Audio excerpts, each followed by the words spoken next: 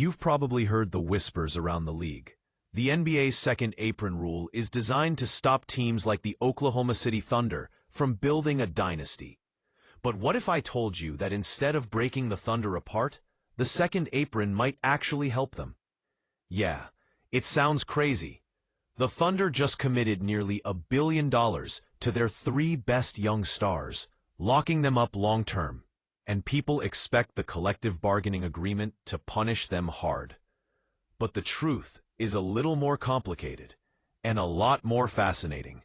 So buckle up, because today we're diving deep into how the NBA's salary rules could actually play into OKC's favor, why their future looks so terrifying for the rest of the league, and what it means for every team chasing them. Let's start with the basics. The Thunder recently signed three cornerstone players to massive extensions. Shai Gilgeous-Alexander, with a 4-year, $285 million supermax. Jalen Williams on a 5-year deal, potentially worth $287 million. And Chet Holmgren locked in for 5 years at around $250 million. Altogether, that's over $820 million committed to just these three players. All three are in their early to mid-20s, meaning Oklahoma City has locked in a core that can dominate for the next decade. They're not just good. The Thunder were the defending NBA champions, posted the highest single-season point differential in league history, and look poised to be the team everyone wants to catch.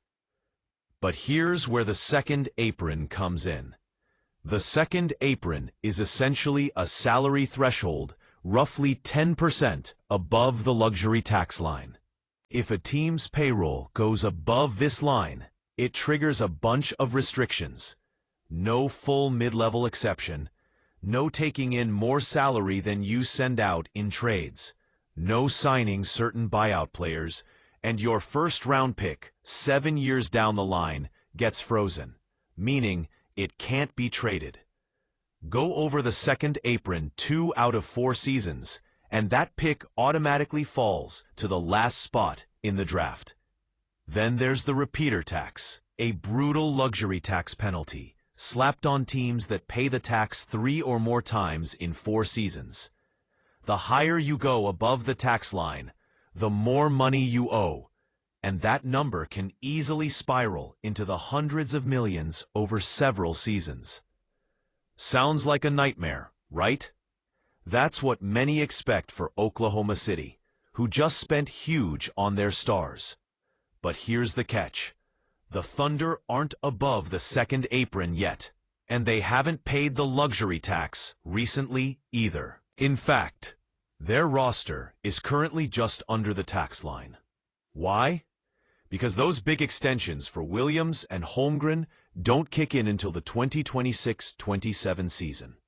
Right now, both are still on their rookie contracts, which are heavily underpaid compared to their value. That means the Thunder are essentially bankrolling their roster with cheap rookie deals for now. Things will get trickier when those massive extensions fully kick in next season. The luxury tax will likely become unavoidable, and the second apron might come into play by the 2027-28 season, when Gilgeous-Alexander's supermax starts and new rookie extensions roll in. But here's a secret weapon: team options. The Thunder have about $54 million worth of team options on players like Isaiah Hartenstein, Lou Dort, and Kenrich Williams for 2026-27. They can decline those options and clear cap space if they need to avoid second apron restrictions.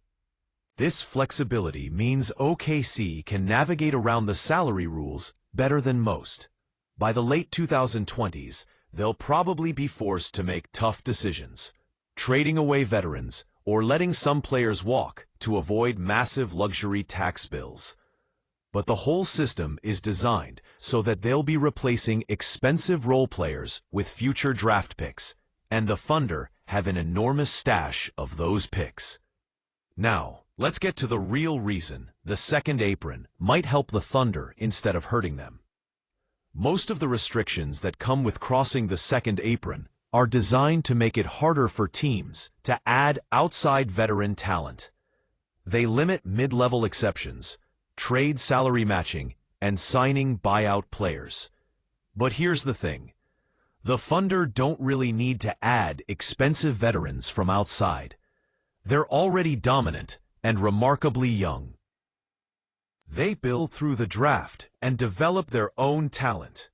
So, while most teams need cap flexibility to bring in veteran free agents or make big trades, OKC's model is to keep drafting, developing, and trading smartly.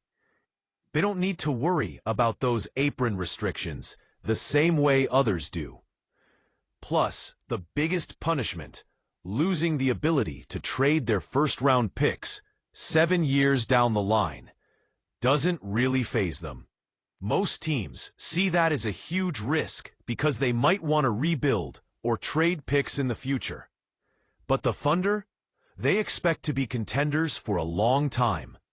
To them, losing some draft flexibility in the distant future is just a cost of doing business. Who really gets hurt by these rules? The teams trying to catch the Thunder. The Timberwolves, Cavaliers, Orlando Magic, and Denver Nuggets have all faced these apron restrictions and luxury tax headaches, making it harder for them to add key veterans or make impactful trades. Take Minnesota. They tried to acquire Kevin Durant, but couldn't because both teams were over the second apron, which makes trades difficult. Cleveland is tight against the apron and can't just swoop in for a star without breaking the bank. Orlando gave up 4 first-round picks to get Desmond Bane, but that move puts them above the apron quickly and limits their future flexibility. The system that was meant to prevent dynasties might actually be making it harder for anyone to challenge a team like the Thunder. It's not that the apron stops OKC, it's that it stops their competition. So, is there anything in the CBA that will slow down the Thunder? Maybe. The repeater tax could get extremely expensive. We're talking billions in combined salary and tax money if OKC keeps this core together long term. The ownership will have to decide how much they're willing to pay to chase a dynasty. But as things stand, the second apron isn't the looming boogeyman it's made out to be. It's a hurdle for most teams. But for the Thunder, it's just part of their blueprint. So, what do you think? Is Oklahoma City building the next NBA dynasty? Will the CBA eventually catch up to them? Or is the Thunder model the future of building a sustained winner in this league? Drop your thoughts in the comments below. Make sure to hit that like button if you enjoyed this breakdown. Subscribe for more deep dives on all things NBA. And share this video with your basketball squad. We're just getting started with Thunder content this offseason, so stay tuned. Thanks for watching, and remember, in the NBA, sometimes the biggest obstacles are the ones nobody sees coming.